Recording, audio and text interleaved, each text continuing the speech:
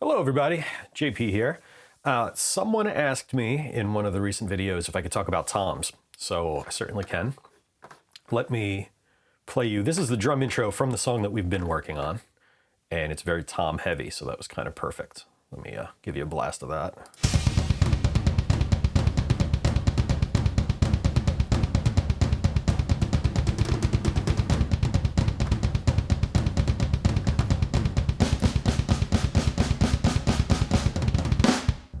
So here's our two toms, floor tom and a rack tom. Let's look at the rack first. Just doing some pretty basic SSL channel stuff. A little bit of compression, a little bit of gate. I am boosting, what's that, about 4 dB of 4.5K. And I'm boosting that specifically because I wanted to find a frequency separate from the snare or the kick to boost. And 4.5K helped the tom really cut through. I'm pulling out quite a bit of 630, and then I'm boosting, it's about 150, yeah, on the nose. That's without it. Little flat, little bland. So that gives it a little more snap. And floor tom, I'm doing some similar stuff with the floor. This one I'm boosting, I think a little higher, 530, yeah. I wouldn't call it a rule of thumb, but almost always the lower the drum, the higher the frequency that I want to emphasize. Sort of might go against conventional thinking, but yeah, if the drum's already deep to begin with, I kind of want to emphasize something a little higher than that. Let's see what I'm pulling out. I'm pulling out a little lower, this is 530, as opposed to 630 on the rack.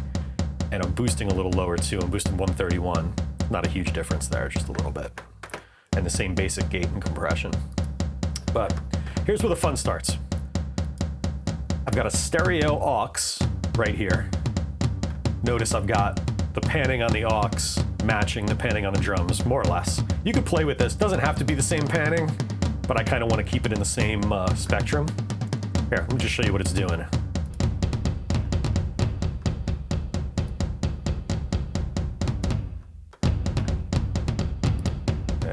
Pre-fade these.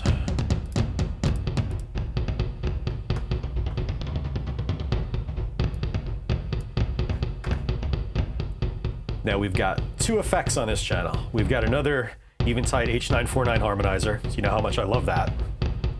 And we've also got another Valhalla vintage Verb. I'm gonna mute the Verb for a second, and we'll just talk about what this harmonizer is doing. So really similar to our white noise snare drum video. I'm pitching the toms down about ratio of about 650 here, which is approximately a fifth below the original.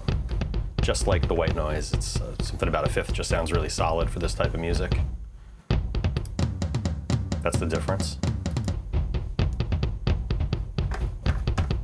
So how did I find that? Go to a 50% mix and start moving the manual control around. You can go higher. Yeah, maybe not for this project.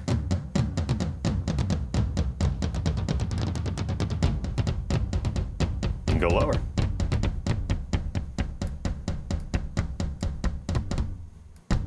If you go too low, it starts to fall apart.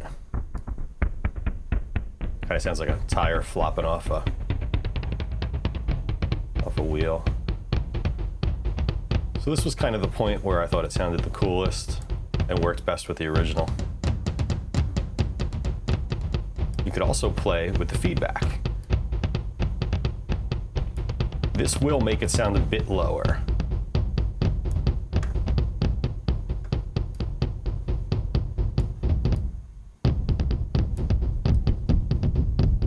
Hear that?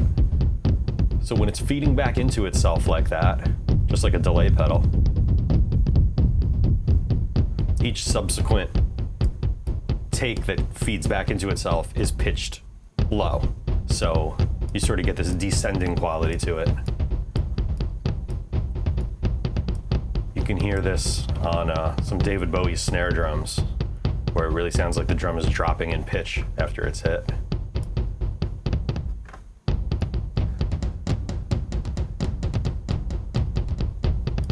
kind of like that.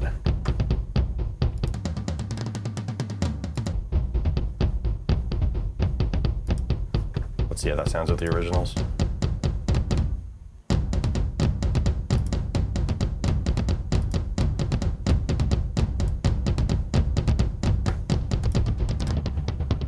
And Valhalla Vintage Verb.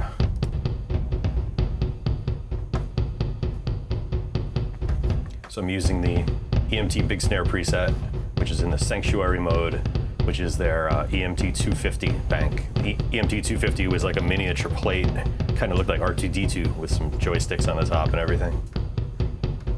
And I'm only mixing it about 40%, since it's only on the insert for this particular sound.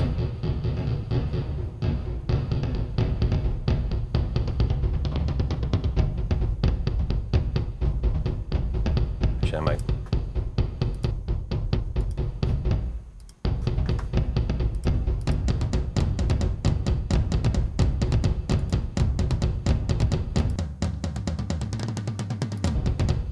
Let's hear it in the track.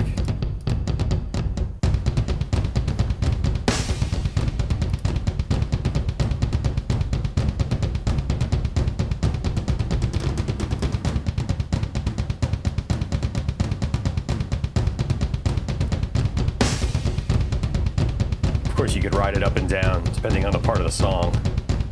You might want a little more of it in an intro like this, maybe a little less of it during some of the tom fills in the song.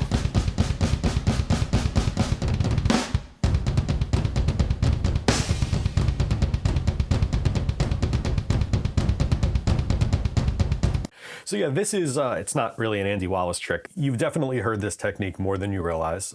It's on the Black Album from Metallica. Randy Staub and Bob Rock involved in that. Probably on a lot of other things that they've done together as well. This is actually something I learned from a great engineer named Jason Corsaro. And if you're not familiar with Jason's work, he was a monster in the 80s in particular. He started out at the Power Station studio in New York City as Bob Clearmountain's assistant. And one of the first things he engineered on his own was Like a Virgin from Madonna with Nile Rodgers producing. And he went on to do Robert Palmer, the Power Station Band, a little side project that Palmer had, which is a really phenomenal sounding album. He did a great album from Public Image Limited, Johnny Rotten's 80s band.